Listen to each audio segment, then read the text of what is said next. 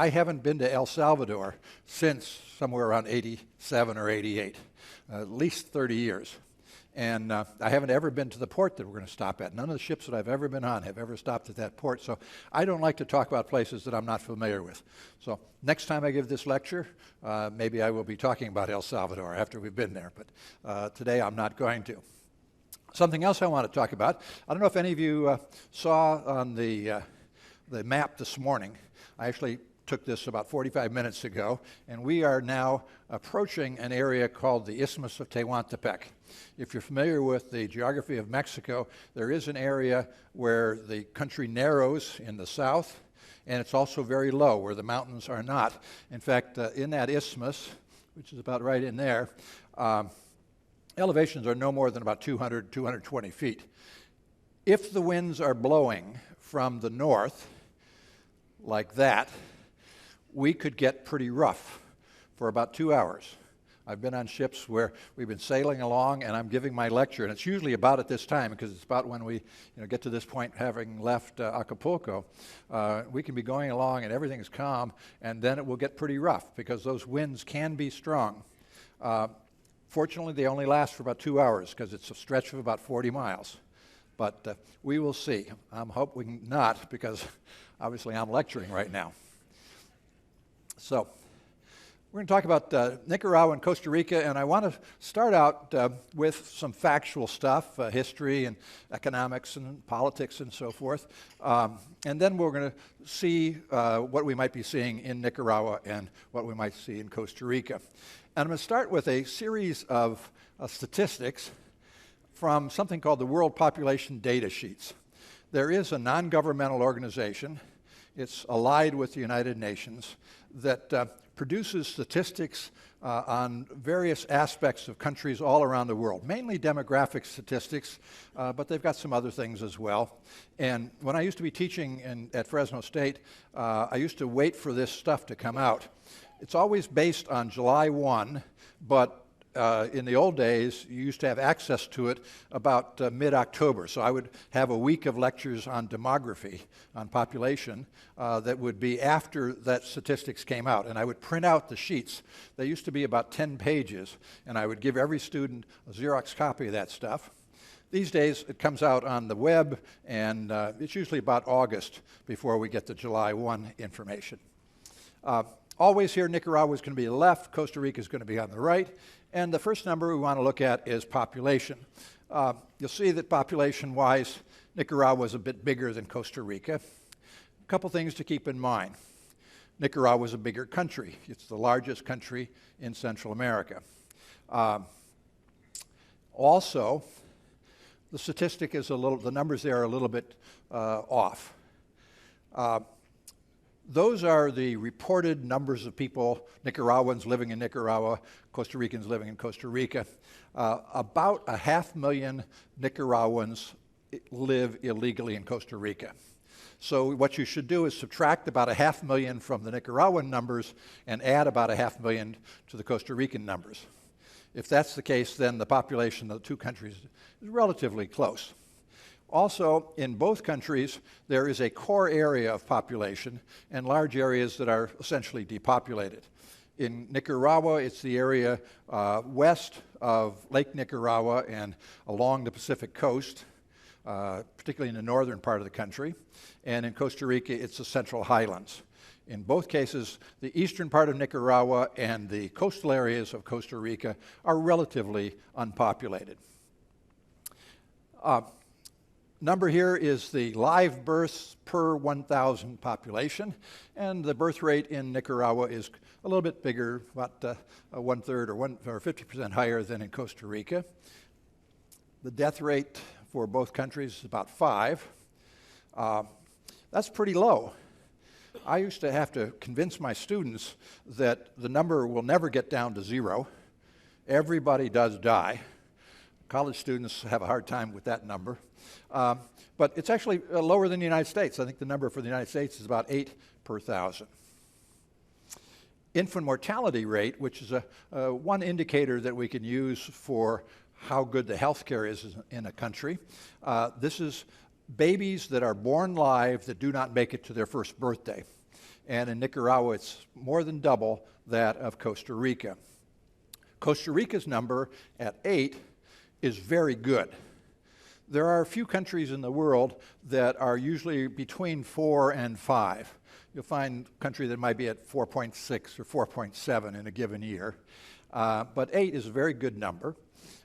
It will never get down to 0 because there will always be some babies that are born with serious health problems that don't make it past 2 or 3 days.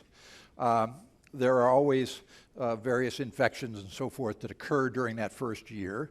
There are always accidental deaths. There's infanticide, things like that that will not bring the number down to 0. The best countries in the world are almost always in Scandinavia. You get Finland or Sweden or Norway that will be somewhere between 4 and 5. The United States number is, I think, 7 for this year. But in the United States, we have some portions of the United States that are actually worse off than Nicaragua. Those areas are the Mississippi Delta area in Louisiana, Mississippi, and Alabama, and also the Indian reservations. In the United States, the Indian reservations have infant death rates that are up there with some of the third world countries. Total fertility is the number of live births per the average female in the population. Does anybody know what number we would have to have a stable population? 2.1? Correct. Everybody thinks it's 2.0. One couple replacing themselves. It's not 2.0 because of that infant mortality and childhood mortality, females that don't make it to the reproductive ages. So it has to be a little bit above 2 to have a stable population. Costa Rica is actually at a point where, except for immigration, which is not counted here, Costa Rica would be actually losing population. Nicaragua is still growing fairly well. 2 generations ago, back in the 1940s and 1950s, Costa Rica's rate was one of the highest in the world. It was above 3. Adolescent fertility is the number of live births per females under the age of 18, so 17 and under, per 1,000 females. And again, those are fairly high numbers for both countries. A lot of young girls are having babies, but Nicaragua is obviously much higher than Costa Rica. And Nicaragua has a younger population. One of the things that means is that Nicaragua has to be spending more money on education than does Costa Rica. In point of fact, actually, Costa Rica spends more money than Nicaragua because they have a much better educational system, and education is free as long as you meet the qualifications through college. So if you can pass the tests and get into the Costa Rican universities, you can get a free higher education, but it's clearly free up through high school. Percent urban, Costa Rica is a little bit more urban than Nicaragua. They're not as high as some countries in the world. Many countries are up in the 80s or even 90s. There is a country that is 100%. Anybody know 100%? Where? I'm not hearing it. Singapore is 100% urban. Couple more statistics. Again, Nicaragua on the left, Costa Rica on the right. Maternal deaths. This is one of the best indicators of how good the healthcare system is in the country. There are always, and this is per 100,000 females. So the number 25 is quite low. Even in some of the best countries, some females will die in childbirth or right afterwards. But Nicaragua's rate is 6 times higher than Costa Rica. So that's indicating pretty significant healthcare problems in Nicaragua. Life expectancy, Costa Rica is much better. Actually, Costa Rica is better than the United States in males and females. Costa Rica's number up there at 83 is almost with the best countries in the world. I think when I was looking at the statistics, Japan is the highest right now at about 85, but there are a couple of countries that are at 84. Costa Rica at 83 is very, very good. And then this last one, in terms of the average per capita gross national product, Costa Rica's number is 3 times better than Nicaragua's. If you take all of the various statistics that we could use in terms of the healthcare and education and economy and so forth, Costa Rica is a developed country. It is a first world country. It made it into that category about 5 or 6 years ago. It is the second country in Latin America to make it. Chile made it a couple years before Costa Rica, but Costa Rica is a developed country.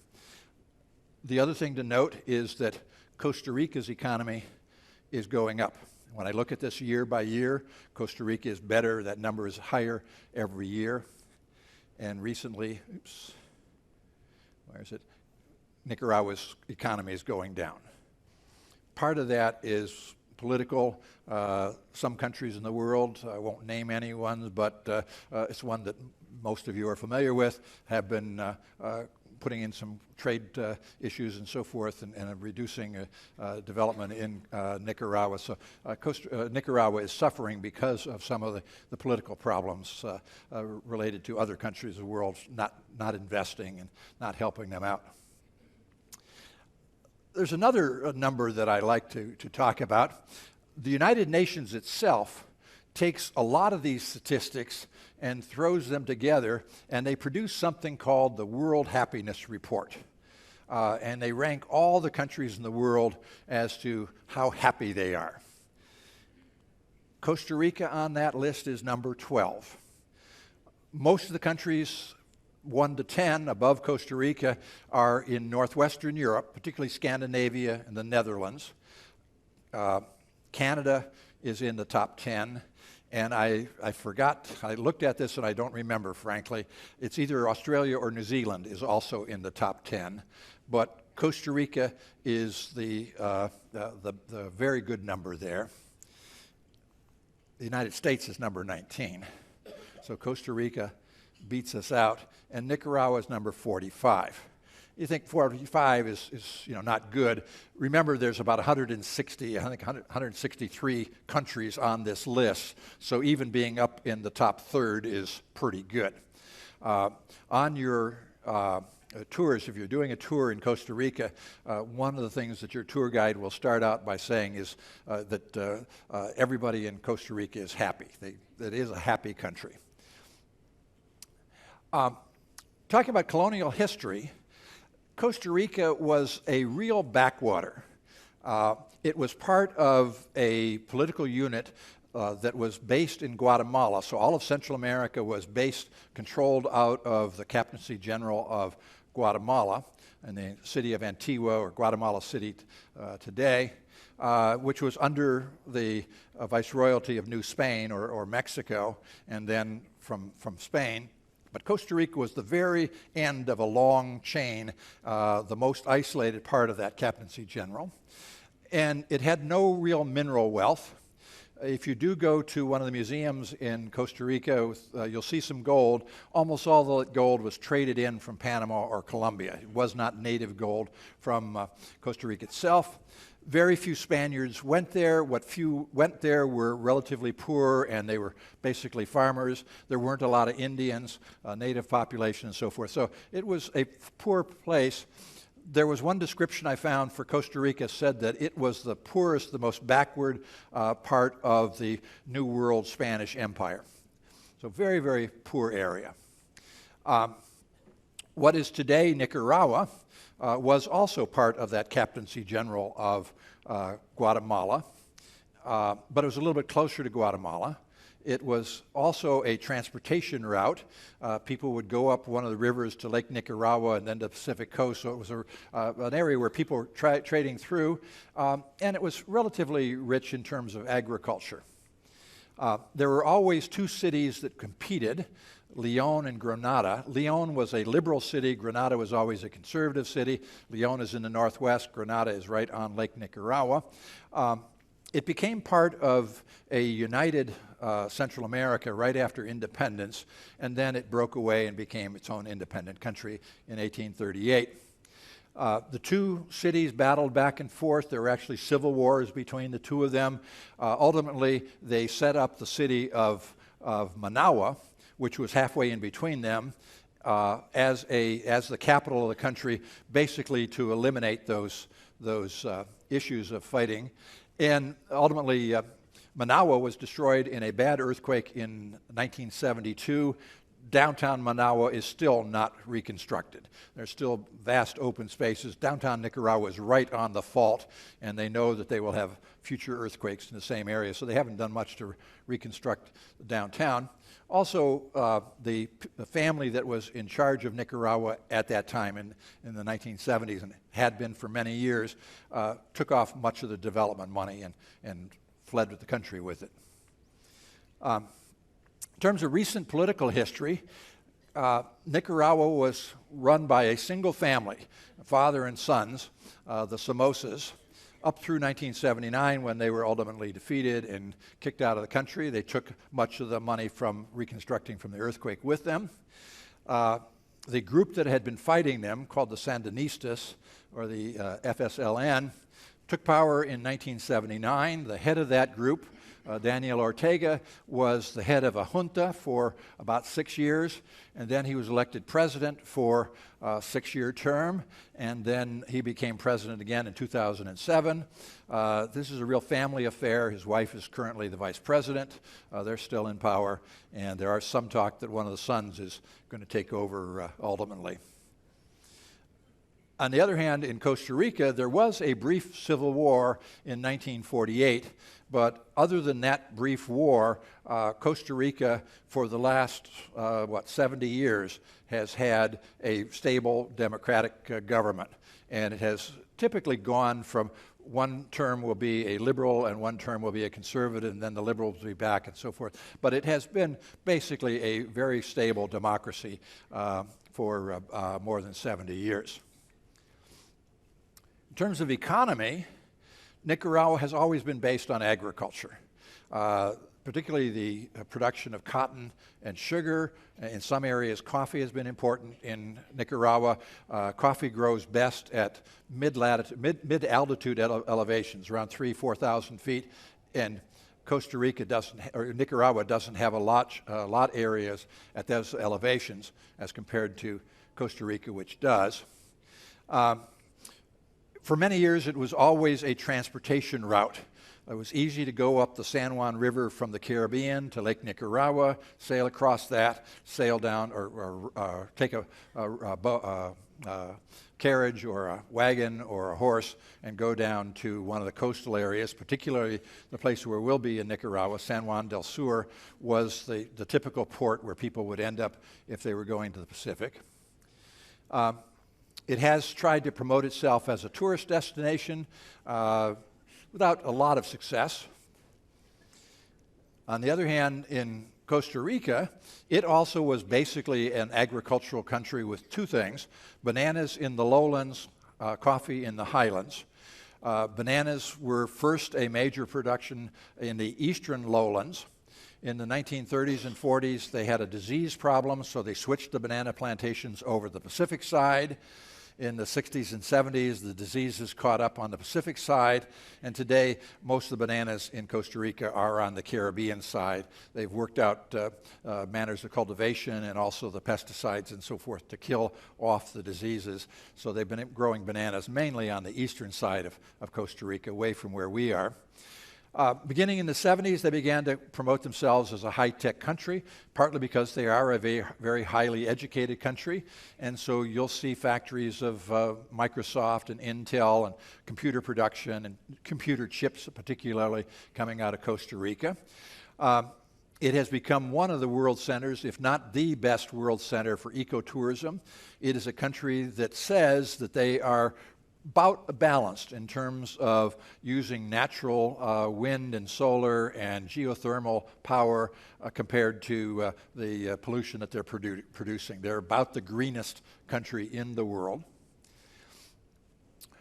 Now, I'm going to spend time talking about the two places that we'll be going to, and our stop will be in San Juan del Sur. It used to be just a small fishing village. The first time that I was there was back in 1969 and 1970, and there was almost nothing in San Juan. It had been an important center for, again, this crossing from the Caribbean to the Pacific during the California gold rush, particularly in the early 1850s. It was a center for people trying to get to California. but it tried to gain some status as a tourist destination. There are a few interesting things right at San Juan. There's surfing there. There's a turtle a rescue place that's a few miles north of the town. It's just kind of a nice laid-back little beach town. So it's famous as a surfing spot. If you may be familiar with the television program Survivor, some were filmed right around San Juan del Sur. There was a tsunami that wiped out the couple blocks right along the beach. And when I show you a map of the town, you'll see that it's only about 4 blocks wide. So to have 2 blocks wiped out right along the beach, it really damaged the town. But there is a good paved road from San Juan to the town of Rivas, which is on the Pan American Highway. And via that Pan American Highway, you can get up to Managua in a little more than 2 hours on a good day. One time I was there, the ship came in, and it was a Friday in the spring. It happened to be Good Friday. And everybody in Nicaragua tries to go to the beach for Easter week. And if they don't go to the beach, they get drunk. So I was on a shore excursion that went to Managua, the capital, which is normally about a 2 or 2.5 hour drive away. We went through 8 little towns, each of which had a police drunk driver checkpoint. Our driver on the bus was not drunk, obviously, but you had to wait in line until they checked the papers and examined every driver. It took us we were over an hour late getting to Managua. We were over an hour late coming back. We were by far the last shore excursion, and the ship left about 3 hours after it was supposed to, waiting for us. If you're on a ship's shore excursion, they always say they wait for you, and happily they did. So there's where San Juan del Sur is located. It's in the far southern corner of Nicaragua. There again, there's where the town is located. And this is the Pan American Highway here that runs up. If you go to the Pan American Highway in Rivas and then on up, Managua will be just out of the top of the map. You might notice here near the top, where I have to see it's not cut off, Granada is where many of you will be going. There are a lot of shore excursions that head up to Granada. I don't think there are any that go up to Managua on this ship. There's our map. As I said, it's only a couple blocks wide, so if you think in terms of the 2 blocks along the beach getting wiped out, probably half the town was wiped out. It does have a nice bay. It's well protected, and that's a cruise ship out there. This is a tender port. There's a spot on a hill at the north end of the town that you can go up to, and you get a view back along the town. This is on a tender coming in, and it's not a very big town. I think the regular population, not counting tourists and visitors and so forth, is probably no more than about 5,000 people. Some of those things along the beach, there are very nice restaurants. If you're not going on a shore excursion, you can go to those, and I've had wonderful lobster in some of those restaurants. There's where the cruise ship will be if we're out on the tender. Here's the tender coming in. The tenders used to dock at a very crude pier. They've changed things in the last year, and this I was there last time was in May, and this is a photo from May. They've cleaned up the pier area. It's quite nice now, and they do have an area for vendors. The vendors used to be out on the street in front. Now the vendors are on that building on the right-hand side there, and so we'll be going up this and going get our buses on the other side. That's fairly typical transportation. You can get that and ride around. In fact, there's some people from one of the ships riding around on that same cart. But again, it's a small little town. There's a church that is about 3 blocks from the beach, and there's the beach. This is my picture from 1970 when it was just a small little fishing village. And there's 1970 again. Where these buildings are here in the background is where the new tender pier area is. I was there in 2000. I spent more than a week in Nicaragua in 2000. This is on the way to the Pan American Highway. We were just getting to the Pan American Highway when I took that. You still will see ox carts and horse carts. Nicaragua is a poor country. You'll see fairly poor stuff, but you'll see some modern developments. This is, again, right when we get to the Pan American Highway. There's a place where the tours usually stop, either going to or coming from Granada, and you'll see wind solar farms like this, or wind farms like this. There's the same one there in the video. The lake is Lake Nicaragua. It is a freshwater lake. It used to be part of the ocean and then got lifted up, so it's no longer salt water from the oceans. The interesting thing is that there were sharks living in it when it got cut off from the oceans, so there are freshwater sharks here. There are 2 volcanic islands out in the middle of the lake.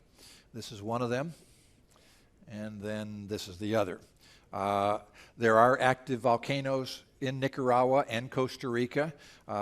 Some of you will be doing a volcano tour, and I've been to San Juan, I think, probably 5 or 6 times in the last 3 years. One time the volcano tour had to be canceled because the volcano that you were going to see was erupting, and they closed the park. Most of you will probably go to Granada. It's, I think, the most popular tours. There are several different versions. One of them involves getting on boats and going out to the lake, and there are some islands that you go to. I've never done that one, so I don't have any photos from the boat riding out into the lake. Granada is the oldest continually occupied place by Europeans, by Spanish, in Central America. There are some other places that say they're older. Leon, for example, was founded about the same time, but it had moved at one point because of a volcanic eruption. Antigua in Guatemala was one of the early settlement places, but it was destroyed in an earthquake and volcanic eruptions. So Granada is the oldest continuously occupied city. It was an important center for trade because it was a port on Lake Nicaragua, and people would come up the San Juan River to the lake, and then you could cross over to Granada. So it had that advantage over Leon. This is a picture I took back in 1969, the first time that I was in Nicaragua. That's some of the fancier buildings in Granada, and there's 2000, the same buildings. And there's 2016, same buildings. They've painted them up a little bit now, but pretty much the same ones. This is, you might notice the colors are a little bit different. This is 2019. This is from May, and they've painted the buildings a little bit different color. But those buildings are right on the main plaza, and most of you that go to Granada will probably walk around the plaza. Some of the tours will have lunch on a restaurant right on the plaza. There's the plaza back in 1969. It hasn't changed much at all. There's the same one in 2000. That's the cathedral in 2000, and there's the cathedral in 2019. Again, they've painted a different color, but it's right on the plaza.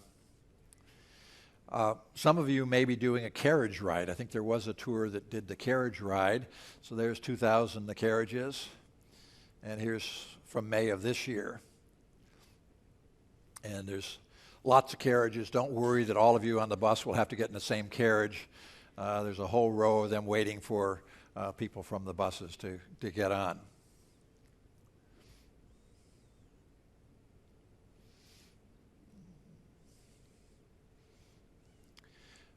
Now, the other place that we're going to be visiting is Punta Arenas. This will be 3 days from now. Punta Arenas is in Costa Rica, and it is located right there. It's on a gulf, which generally gives it pretty good protection in terms of the ship docking and so forth. We won't have too much problem usually here.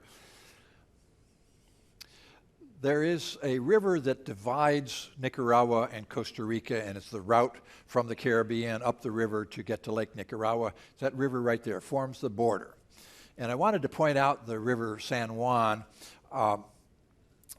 Many of you probably don't know how important the story about the San Juan River is for the independence of the United States.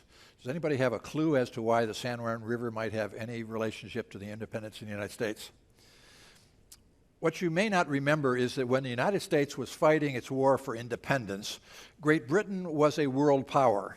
It had colonies in, it was starting to have a colony in South Africa. It had India. It was in Central America, what is today Belize, or British, what used to be British Honduras. They were colonizing. At the time of the American Revolution, Great Britain had the idea of taking over Nicaragua. And they sent an army up the San Juan River in about, I think it's like 1780, 1781. Big army. And that army was fighting its way up. The Spanish had a series of forts to protect Nicaragua from pirates going up the river. And so the British had to fight their way up that river. It was a fairly big army. And that eastern part of Nicaragua and Costa Rica in those days was very malarial. They had lots of disease problems, particularly malaria and yellow fever. And not the Spanish, but the mosquitoes defeated the British. British lost most of that army. And there was a British general by the name of Cornwallis who had gotten himself trapped on one of the peninsulas in eastern Virginia, Yorktown, and he wanted the troops that had been down in Nicaragua to come and reinforce his troops. Well, obviously, given that most of them had died, they did not arrive. The fleet that was supposed to bring them was blocked by a French fleet, and so Cornwallis had to surrender, and the United States became independent. But if the British had not sent that simultaneous army to Nicaragua at the same time they were fighting in North America, things might be different. The moral of the story is probably don't try to have wars in 3 or 4 different places at the same time. Again, this map is simply showing the departments or the political units of Costa Rica, and the one that we're interested is in this map in gray. That's the province that is along the Pacific coast, and there it is again in green. So even though we're going to be here up at the very top of the map in Punta Arenas is the capital for this entire coastal region, the Pacific coastal region, with the exception of a portion of a peninsula there on the opposite side from where Punta Arenas is. But it's basically the coastal area is all Punta Arenas. The name Punta Arenas means sandy spit or sandy point. And literally it is just a spit of land connecting to the mainland. It's only about 4 blocks wide by about 10 or 12 blocks long. Here's another view. I took these off the web. Up there at the top right, you can see a pier, and that's where we will be docking. And sometimes there's one ship there. I've been there when there's been 2 ships, which gets busy. If it's scheduled for 3 ships to come in, one of the ships ends up at another port about 10 miles away. But we will probably be at Punta Arenas here. And there's a view from the ship looking down on that pier. Notice that the pier is big enough for the buses to come out. They can't turn around, so they have to back out. And when they deliver you back to the ship, you'll get off, and then they will have to back down the pier. But it's wide enough so that 2 vehicles can pass each other. If you're staying on the ship after the tours all leave and you want to walk in town and walk around, after the big buses leave, they will start to run this little train there. It's actually a little gasoline engine, but he's got a series of cars, and instead of having to walk along that whole pier, you can get on that and take a ride into the town. The beach is actually not very nice. It's not a real clean beach. It usually has a fair amount of garbage, and particularly stuff that is washed up from the water. So it's really not real clean. But on a weekend, if you were there on a Saturday and Sunday, you'd probably find a lot of people down on the beach, a lot of locals. There is a road that goes along the beach from the end of the pier to the end of the point, and along that there are restaurants. There are usually booths selling handicrafts and things of that nature. This is one of the 4 main streets into the town. There's a nice little church, and again, if you're walking around, it's no problem to find that, and it's usually open, quite nice. Now, most people will leave Punta Arenas. There isn't that much to see in the town itself. I think there is only one tour that's going to go up to San Jose. And San Jose is about a 2-hour, maybe 2-hour and 15-minute bus ride. It's not a bad ride. The road is good. It's a 4-lane divided highway, and not bad, bumpy or anything like that. Gets you up in the highlands. If it's a hot day, if you go up to Costa to San Jose, it's going to be cooler up there.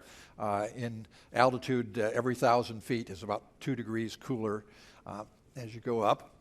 And it's a very modern city. It's a first world country. You've got malls like that one or that one there. This is downtown. The tours that go to San Jose, and again, I think there's only one here, usually do only 2 things. They may include lunch. I don't remember whether this one here does, but you usually do 2 things downtown. And fortunately, they're right next to each other, right around the block from each other. So that's downtown. This is downtown. And that's, I think, the cathedral. You won't stop there. You just drive past it. But what you will do is stop at the National Theater. The coffee barons, the rich coffee families, got together in the late 1800s and built a national theater. They imported acts, singers, opera, so forth from Europe, and it is a beautiful building. Here's a little bit closer view with a tour going in. And usually you sit down in the seats and the guide will give you a history of the building and talk about San Jose while you're sitting there, so you don't have to be kind of standing around. Beautiful building. And then you'll kind of tour some of the building. There's a ballroom up above. This is the ballroom with frescoes and beautiful gold stuff. To me, is very, very nice. And then after you come out of the theater, usually spend about a half hour, 40 minutes in the theater, and then you'll come out and you walk around the corner. It's literally the back side of the theater. On the same block is the National Museum. And it's actually a museum of several different things. It's an art museum. It's a coin museum, money museum, because it used to be a bank, and the vaults contain the gold and the money. But it's also a pre-Columbian gold museum. I said that Costa Rica had very little gold. Most of the gold came from areas to the east of Panama or Colombia, but it is a wonderful museum. Very well done, very well displayed material. This is just a piece that's only about 2.5, 3 inches high. And the Costa Rica people did pretty good gold work. It's not quite as nice as Peru or even Colombia, but it's a very nice museum, very well done. I like that museum a lot. I've been there several times.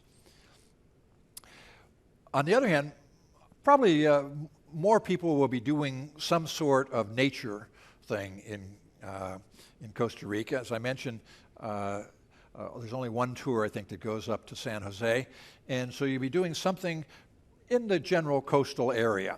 Usually the spots we'll be going, the national park or whatever, are probably a 45-minute or an hour bus ride away from the ship. But Costa Rica is absolutely wonderful. When I was teaching the geography of Mexico and Central America, one thing that I used to point out, we'd have a big map up on the wall of the classroom, and I would put my finger over Costa Rica. And I would point out that my finger was covering an area that had a greater variety of plants and animal species than did the entire United States. It is a very diverse ecology with plants and animals. On this one, we were headed into a small little national park. And I think the tour that I'm doing is one that includes one of these walks through the national park. And just absolutely wonderful tropical forest vegetation. And we were walking on a trail through this reserve, nature reserve. That same tour, again, the one that I'll be doing, is the one that includes an aerial tram. Here's some of the plants.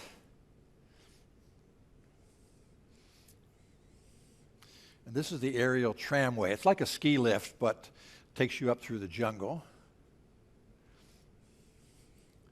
And what you're doing is you get on it down low, and you end up at the top of the mountain. So you're going up through. There's a guide on each of the gondolas, and he's pointing out things. Usually you see good birds, a lot of birds.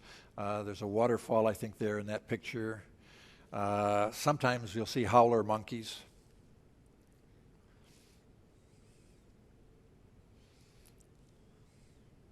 I don't think it's offered on this ship, the shore excursions. There is one that you take the gondola up and have the zip line back. I don't think that's on this one. It's not this zip line. I don't think it's this zip line. It's. Hang on, we've still got a few minutes left. Very quickly here. We're going to run out of time. There's the gondola, and the guide is at the back. You'll see birds. You might see monkeys. This is a white-faced capuchin monkey. It's not actually on that particular ride, but I saw him elsewhere. Everybody loves monkeys. Everybody loves monkeys. One of my favorite tours is going to see the crocodiles. You may remember that there are crocodiles in various parts of the world. This is one of the interesting spots.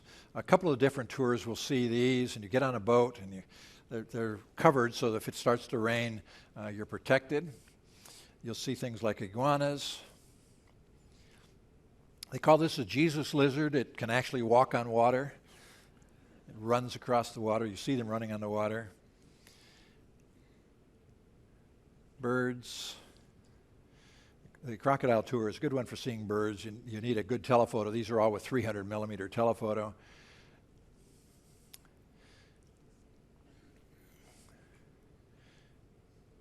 And you might see crocodiles. That's an eagle eating something. There's the crocodile. Crocodiles love tourists.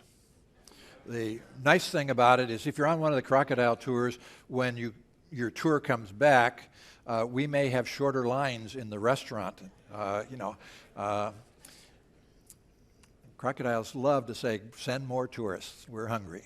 Some of them are famous and they're so big. There's some 14 feet long are actually named. This guy used to be named Osama bin Laden. I think he died, but he was Osama bin Laden. There's Osama. And some of the guides will actually feed these guys. I know the name of your guide. If you get one of the guides that's feeding them, his name is probably going to be Stumpy. Because the crocodile might get more than he expects. And then the last thing that some of you might be doing is something like this.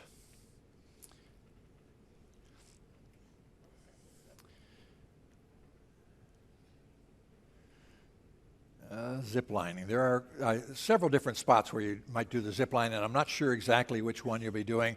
I've done it twice in two different places, and I didn't think I would like it, and I thought it was a lot of fun. I would do it again. And so that was me zip lining, and there. My next talk is going to be on Thursday, so we have those 3 days in a row, and what I'm going to be doing is a little different talk. It's going to be longer. I have somewhere around 75 or 80 minutes on the next one. I'll be talking about the Panama Canal. So the day before we go through the canal, we'll get the Panama Canal lecture. I think we're probably over time, and I'm not sure if there's anything going on in here, so what I'll do is I'll pack my stuff up, and if you have any questions, meet me here in the back, just in case there is some sort of rehearsal going on. Thanks a lot.